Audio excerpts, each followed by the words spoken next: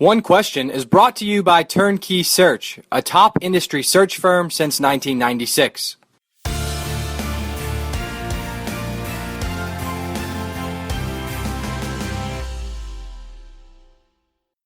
New USC Upstate Athletic Director Julio Freire is with me on One Question. And Julio, we're still a little bit, 2 weeks or so away from your official start date in Spartanburg. But I want to ask you about how you will plan for your initial conversations with your head coaches at USC Upstate.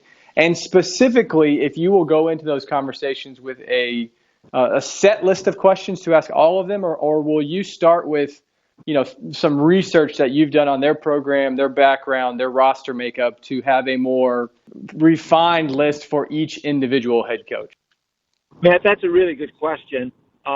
The short answer is it'll vary from coach to coach depending on their situation and where their program currently sits. But your initial question about how will I start the conversation with coaches and what will we be looking for initially, this may not surprise you, but that's already started. And to be candid with you, that started during the interview process. I was fortunate as part of the interview process to have some time individually with all of the head coaches. So all of the head coaches and me, but nobody else in the room. And I thought that was a really special part of the interview. And I was already gleaning from that meeting what some of the wants and needs and situations were. As you might imagine, I had done some research prior to that, but being able to sit with them and listen to them and look at them and have them be able to ask me questions, that's really when the process began. And then it continued. When we had a press conference, I requested of the Chancellor that I be able to privately meet with the coaches prior to the press conference, and then to be able to privately meet with all of the staff prior to the press conference. So that initial setting has already begun. Your address to the head coaches as part of the press conference and your address to your staff, were they two disparately different messages? Were they honed according to the group that was receiving it? No, they were really the same message, and the message was wanting them to hear it first before they heard it at a press conference as to why I was coming to Upstate. I wanted them to have every piece of insight as to how the search went. I wanted to get in some insight into the conversations I had had with the Chancellor and others before making the decision to accept the position. And more than anything else, Matt, I really wanted to try to relieve any anxiety as much as possible. And I told them, I said, listen, as far as I know, the only ones that like change are babies, and they want their diapers changed. Change is difficult. Change is hard. It creates a lot of anxiety, and I wanted to relieve them of that. I told the coaches, I said, Chancellor and I have had many, many in-depth conversations. Chancellor and I had actually met privately twice prior to the formal interview. I'd flown to North Carolina to meet with him. And I let the coaches know that during all of our communication, never once did we talk about a coach needing to be changed. Never once did we talk about completely transforming one of the programs. We talked about growth. We talked about bringing in new resources. We talked about setting higher expectations, but knowing that expectations need to be matched by resources. And so that was my message both to the coaches and to the staff. What will your style be early on in your tenure in terms of communication with your coaches, Julio? Are you the type that, hey, I want to have a one-on-one every other week, once a month, I'm going to stop by your office unannounced? What kind of space do you give him, and what kind of communication plan do you like to operate off of? That's a good question, and I think I can look back to my experiences at UT Martin as their athletics director, and I'll just give you some examples of what's transpired there. One really neat situation was with a tennis coach. When my wife and I had invited the tennis program over to our home for dinner. We invite all of the programs to our home for dinner at one point or another. And I overheard the coach talking to my wife and him saying to her, recounting the story as to how his girls, it was a women's tennis program, how his women would comment to him early in my tenure, what's wrong? The AD's coming to practice.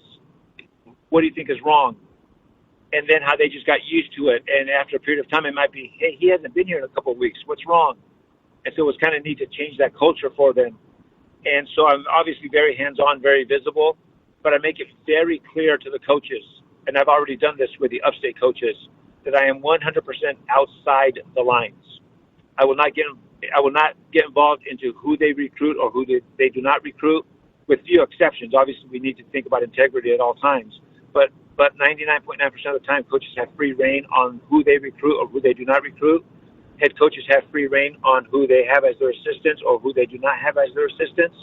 They have free reign on playing time. They have free reign on everything inside the lines. And I let them know that everything outside the lines, it's my responsibility to help them. And so that's the approach that they get. They know that it's an open door policy.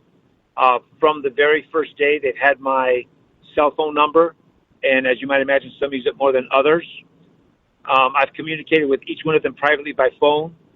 Prior to even, from the press conference up until now, I've already had individual conversations with each one of them and just letting them know that I'm here for them. I think that's really important. Is there a such thing as a head coach over communicating with an athletic director or vice versa? That's a good question. If it's vice versa, I might be guilty of it. But as far as head coach over communicating with an AD, I don't think so, unless it may be, Matt, if it's one of uncertainty or lack of confidence and they're checking with me on every single step of the way. That's not healthy for anybody. Certainly we want them to run their program. That's why they're there.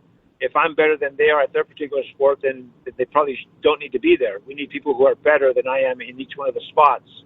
And so by and far, though, I think communication is a really good thing.